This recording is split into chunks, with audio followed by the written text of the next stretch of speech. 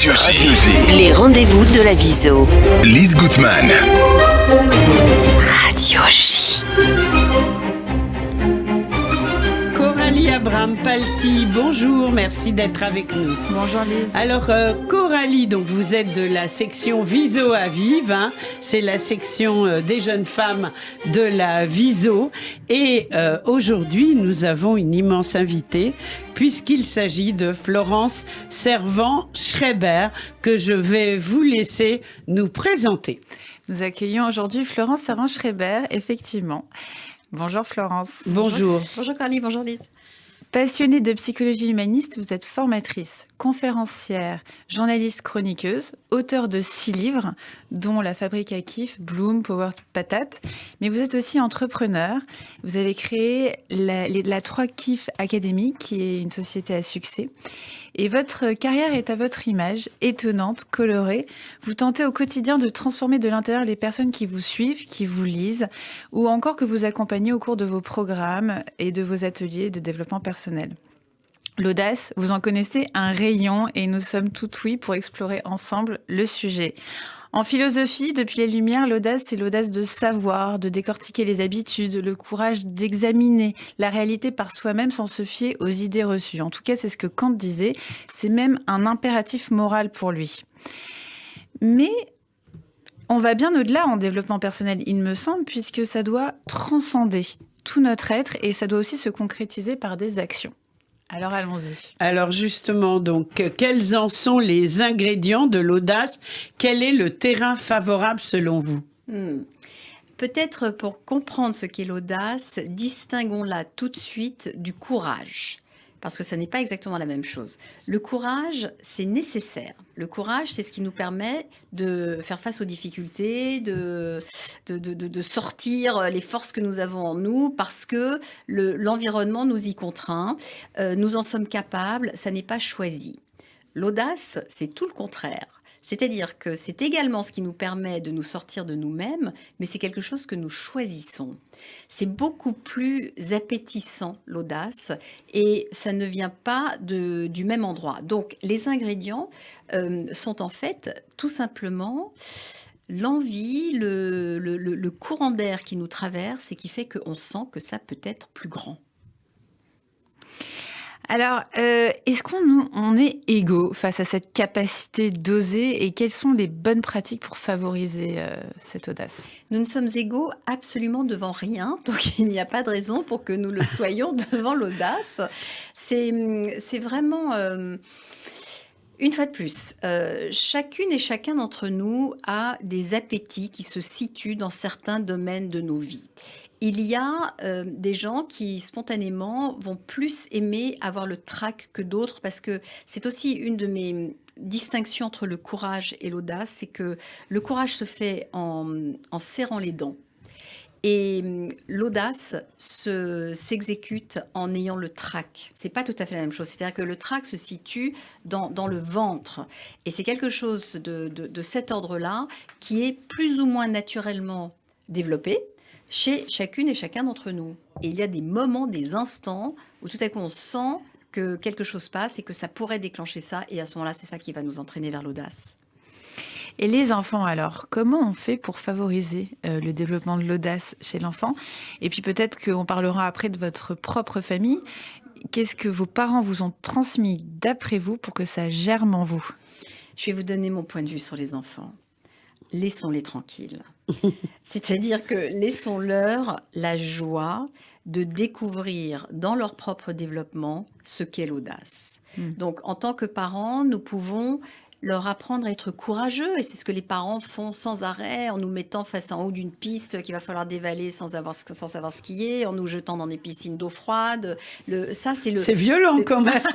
Non, mais vous voyez ce que je veux dire, c'est qu'on nous met on nous envoie en colonie de vacances quand on n'a pas envie de partir. Enfin, oui, il y a plein de situations de l'enfance où nous allons devoir faire des choses que nous n'avons pas envie de faire, et ça construit notre courage, notre résilience, etc. Mais l'audace fait vraiment partie des choses, en tout cas que j'ai eu beaucoup de plaisir à découvrir en grandissant. C'était donc les défis que je pouvais m'approprier, que je pouvais moi choisir, que je pouvais avoir envie de faire. Et vous savez certainement que si par exemple un enfant a une aptitude musicale et que on commence à lui dire tu seras musicien mon fils, il a plus du tout envie de le faire. C'est comme un artiste dont on commissionne une œuvre avant qu'il ne la commence, si on lui donne de l'argent avant qu'il ne commence, eh bien l'œuvre sera moins bonne que si on le laisse aller avec sa propre inspiration. Bien sûr, et c'est pour ça qu'on est peut-être moins dans l'enseignement et plus dans la sensibilisation, parce que vous intervenez quand même en entreprise pour parler d'audace. Alors, quand j'interviens sur l'audace, qu'est-ce que je viens faire ? Je viens raconter ce que c'est. Je viens donner des exemples. Je viens donner le goût. C'est-à-dire que, vous savez, nous sommes incroyablement empathiques les uns avec les autres. Donc, si je vous raconte des moments de très grande excitation, vous allez vous exciter avec moi. Donc, je viens en fait créer cette excitation pour que chacune et chacun puisse se dire « Oh !» Ouh là là, mais j'ai envie de plus de ça. J'ai envie, et surtout j'ai la possibilité de le faire. Et puis alors, il y a des raisonnements qui permettent de savoir quelle porte on peut ouvrir pour que ce soit plus audacieux. Alors des fois, il y a l'influence du cours de l'histoire ou l'influence d'une personne qui va transformer quelqu'un, qui va être en fait un déclic, du coup un déclic externe. Je pense des fois, ça peut être un contexte historique, par exemple la Seconde Guerre mondiale qui a plongé des personnes qui étaient des personnes qui avaient une vie tout à fait normale et qui sont devenues résistantes du jour au lendemain. Ça peut être un manager qui va tirer de son quotidien une personne qui a un talent et la transformer en superstar internationale. J'ai vu récemment le documentaire d'Angel qu'elle a fait elle-même, qu'elle a réalisé, qui est sur Netflix. Et c'était une personne très timide, comme beaucoup d'autres chanteuses et chanteurs et artistes. Et si elle n'avait pas eu une amie manager qui l'a poussée à s'inscrire à faire des petits concerts en Belgique dans son quartier, elle n'en serait pas là aujourd'hui. Donc, quelle peut être la place des événements extérieurs et d'une personne ou du cours de l'histoire sur ça ? C'est quoi la balance, l'équilibre ? La place des événements extérieurs est absolument déterminante dans chacune de nos vies. Vous parlez de moments historiques mondiaux, mais quand on perd quelqu'un dans une famille, c'est à peu près l'équivalent. C'est-à-dire que n'importe quelle situation de traumatisme, d'ailleurs négatif ou positif, parce que les grands changements correspondent à ce que vous dites, vont nous appeler à faire preuve de quelque chose. Et très souvent, c'est du courage. C'est-à-dire que quand vous parlez de la résistance, etc., une fois de plus, l'audace, c'est quelque chose de...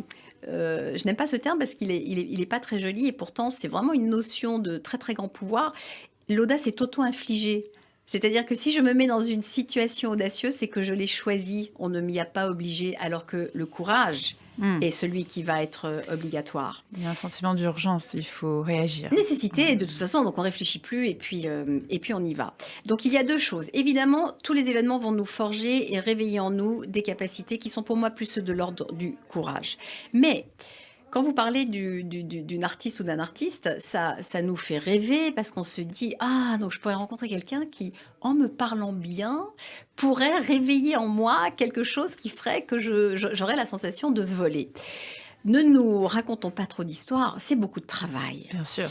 Et ce que peut-être un manager va faire et ce que l'association de deux êtres humains ou de personnes, on le voit avec les musiciens, il y a des producteurs, il y a des gens qui vont écrire la musique, il y a des paroliers, donc c'est tout un ensemble. Ce sont des heures de vol qui font que peut-être l'artiste, ou en tout cas indéniablement, l'artiste va prendre confiance et à ce moment-là va commencer à se déployer, mais il y avait déjà ce désir en elle, parce que oui. il y a quand même quelque chose qui est que non, nous n'avons pas tous envie de ça. Et si nous en avons envie, en effet, avec les bons ingrédients, le bon moment, parfois la chance, mais la chance, on s'y met aussi. On se met aussi dans des situations. On se la crée, la chance ? Eh bien, on peut l'accueillir, aller la chercher. Si on reste dans son coin en attendant que ça se passe, il ne se passera rien. Oui. Voilà. Donc, de toute façon, il faut s'exposer. De toute façon, il faut être en contact avec d'autres gens. Parce que la chance provient très très souvent d'une rencontre, d'une proposition, de quelque chose que vous pouvez dire, Lise, aujourd'hui, et qui me fait penser à quelque chose. Et donc, ça ouvre une porte en moi, vous ne le savez même pas, que vous avez eu cette influence sur moi. Et pourtant, ça a déclenché quelque chose. C'est vrai. On se frotte aux autres, en fait, Ça arrive avoir plus de souvent. chance. Oui. Ouais. Et puis, on peut aussi mettre ça en lien avec le fait d'avoir une introspection sur nos super pouvoirs. Ça rejoint votre livre Power Patate, parce que c'est grâce à cette introspection qu'on arrive à s'envoler. Oui, alors mieux on se connaît, plus solide sera le tremplin. C'est-à-dire que si je m'appuie sur la nature déjà existante chez moi, j'ai beaucoup plus de chances de voler que si j'essaye d'acquérir des choses que je ne sais pas du tout, enfin qui ne sont pas du tout dans ma nature, et ça va être trop compliqué, je vais dépenser trop d'énergie à essayer de me conformer à quelque chose. Alors que si je respecte quelque chose en moi, eh bien, là, ça va pouvoir décoller aussi. Alors, quelle est votre propre histoire? Est-ce que l'audace, chez vous, ça a été une quête, une conquête? Est-ce que cette conquête a été difficile? L'audace, c'est ma sœur, en fait. C'est-à-dire que comment dire, elle et moi, parce que je la considère vraiment comme une partenaire, parce qu'elle n'est pas toujours là. Il y a des jours où elle me rend visite, et puis il y a des jours où elle ne me rend pas visite. Nous adorons les premières fois. Et donc, ensemble, nous nous mettons d'accord pour faire les 400 coups. C'est comme ça que nous faisons ce que j'appelle faire les 400 coups. Et dans ma définition, dans notre définition, elle et moi, faire les 400 coups, c'est faire quelque chose que je n'ai encore jamais fait. Donc elle m'envoie au charbon. C'est moi qui vais devoir aller parler en public. C'est moi qui vais sauter en parachute. C'est moi qui vais marcher sur le feu. C'est moi qui vais faire tout ça. Mais c'est elle qui m'accompagne et qui me dit, tiens, t'as vu là, il se passe quelque chose. Est-ce que t'as pas envie qu'on aille essayer? Et comme c'est moi qui dispose des jambes et des bras, eh bien, je suis son vecteur. Ah oui, vous êtes habité par l'audace quelque part. Je suis accompagnée par l'audace. Ah ouais, oui. Parce que souvent je me mets dans des situations, vraiment, je vous assure, où je ferais mieux pas d'aller, quoi. Oui. Vraiment. Alors, quelle aventure audacieuse personnelle pouvez-vous partager avec nous aujourd'hui? Est-ce que vous avez une ou plusieurs anecdotes croustillantes à nous raconter? Là, on en a entendu quelques-unes. Il y a des choses très banales, parce que l'audace peut être très banale, mais je peux raconter une chose ça m'amuse encore de l'avoir fait, en fait, parce que souvent c'est ça l'audace, c'est penser. Vous savez, ce que nous n'avons pas dit dans ce qu'est l'audace, car les philosophes disent que c'est se poser des questions, mais la mythologie déjà en parlait, en expliquant que les humains étaient audacieux, les dieux ne le sont pas, parce que les dieux sont immortels. Et les humains sont audacieux parce qu'ils sont mortels. Et que lorsque nous faisons preuve d'audace, nous rajoutons de la vie. Nous gagnons en vie. Donc, dans mon cas, ce sont vraiment des choses qui vont m'amuser. Et il m'a été donné comme ça pour une histoire de conférence que j'allais faire, qui avait été présentée comme spectacle en Belgique. Il se trouve qu'en Belgique, un spectacle paye moins de TVA qu'une conférence. Et j'appelle les organisatrices en disant, vous avez annoncé un spectacle, mais c'est une conférence, donc les gens vont être déçus. Et elles me disent, oui, mais bon, pour des questions financières, ça nous arrangerait si ça pourrait être un spectacle. Donc, me voilà bien embarrassée. Et me vient cette idée, voilà, de nouveau, quelque chose que j'ai encore jamais fait. Enfin, c'est pas moi, c'est mon audace me dit. Et si tu faisais la majorette? Et donc, je leur dis, donc, la phrase me traverse et je leur dis, est-ce que, par exemple, si je fais la majorette en rentrant sur scène, est-ce que ça compte comme spectacle? Donc, elles rigolent, elles me disent oui. C'était il y a combien de temps? C'était il y a 3 ans. Oui, il y a 3 ans. Et, ah oui. Oui, absolument. En début de conférence. Voilà, et donc me voilà partie à la recherche d'une majorette. D'un uniforme. Alors, oui. l'uniforme mollo, mais le bâton déjà. Oui, enfin, quand même, j'avais une tenue. Mais surtout, la technique. Parce qu'il faut le manier, ce bâton. Il faut le lancer, le rattraper, le faire tourner, etc. Et j'avais 2 fois 3 heures pour pouvoir apprendre à faire la majorette. J'ai trouvé une ex-majorette que j'ai engagée et elle est venue, elle a passé 2 fois 3 heures avec moi. Je la voyais faire, c'était magnifique ce qu'elle faisait. Et quand je m'emparais du bâton, c'était absolument désastreux. Mais j'y suis allée. Oui. Et je crois qu'il n'y a pas d'audace sans culot. C'est-à-dire que le culot, c'est vraiment... on ferme les écoutilles. En hébreu, on appelle ça le chutzpah. C'est le chutzpah, exactement. Oui. On ferme les écoutilles. C'est-à-dire qu'on est absolument imperméable à ce qui se passe autour. On se centre complètement. Et me voilà partie avec mon bâton de majorette. Et enfin, j'en ris encore parce que même quand je regarde la vidéo, ça continue à me faire rire tellement. Le bâton coinçait. Rien n'était fluide. Mais franchement, c'était audacieux. Magnifique. Et puis jouissif aussi. Jouissif. Très Absolument jouissif, j'imagine. Alors, demain, c'est la Journée internationale des droits de la femme. Quelles femmes audacieuses ont compté pour vous dans votre vie? Vous savez, ce pourquoi j'ai le plus d'admiration, car ce sont les artistes. Donc, que ce soit des photographes, des peintres, des comédiennes, des chanteuses, ce sont les gens qui sont traversés par ce qui les habite. Alors, juste, je ne peux pas en nommer une, mais peut-être parce que c'est complètement d'actualité, je trouve tellement culotté ce qu'a fait Beyoncé au moment, mais je vais vous dire la partie culottée pour moi. Donc, elle est enceinte pendant l'entracte du Super Bowl aux États-Unis. C'est le moment le plus regardé de la télévision aux États-Unis, etc. Elle a 2000 danseurs, peu importe. Mais surtout, Beyoncé, elle vend du maquillage. Et tout à coup, au milieu de son numéro, où elle est payée des millions de dollars pour danser et pour chanter, elle sort son poudrier, elle se remet de la poudre sur le nez, parce que ça, c'est son culot à elle, de dire, OK, vous me faites venir, moi je joue votre jeu, je viens distraire les Américains, etc. Mais vous allez voir, je vais quand même placer mon truc en passant. Et je trouve que c'est extrêmement culotté, c'est génial. Tout à fait, tout à fait. Alors, merci infiniment pour ce partage. Ce témoignage, je pense qu'il est très inspirant pour tous, mais aussi pour un grand nombre de femmes, parce qu'on le sait, les femmes osent moins s'accorder du temps, se lancer, conquérir le monde, ou juste explorer ses propres super pouvoirs, dont vous parlez si bien dans le livre Power Patate. Peut-être qu'on peut parler d'un échange qu'on a eu ensemble sur Weekendoo. C'est une plateforme où on fait des ateliers manuels. Oui. Je disais à Florence, parce que Florence en fait souvent des ateliers via cette plateforme, je rêverais de faire un atelier, j'adore ça, avec ma fille. Un jour, elle me dit, mais l'audace, c'est d'y aller en plein milieu de la semaine sans votre fille. Vous le faites pour vous. Voilà, merci en tout cas. Merci infiniment. Alors, merci. Oui, merci. Quand vous le souhaitez, dans le studio de Radio J, Florence Servan-Schreiber.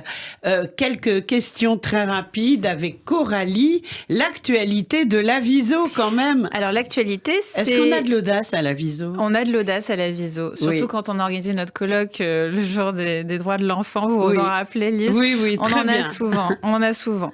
L'actualité, c'est Purim, puisque Purim, c'est le 7 mars, c'est aujourd'hui. C'est aujourd'hui, Purim. Exactement. Et donc, il y a Visonoi qui organise un Mishté Purim en présence du grand rabbin, Chaim Korsia. Il va y avoir la lecture de la Megillah et il va y avoir... on va commenter cette Megillah parce qu'on parle quand même d'Esther, qui est une femme très engagée. C'est le moins qu'on puisse en dire. Dans le peuple juif. Oui. Et le 12 mars, nous avons Viso la Varenne qui organise une choucroute party, mais aussi j'adore. un loto et il y a des lots à gagner. Voilà. Bon, une choucroute en Alsace, on appelle ça une choucroute communautaire. Ah, voilà. je ne savais pas. Voilà. Faut avoir de la famille en Alsace. Je connais l'expression. Merci beaucoup d'avoir été avec nous. Merci. Et à très vite. Au revoir. Merci.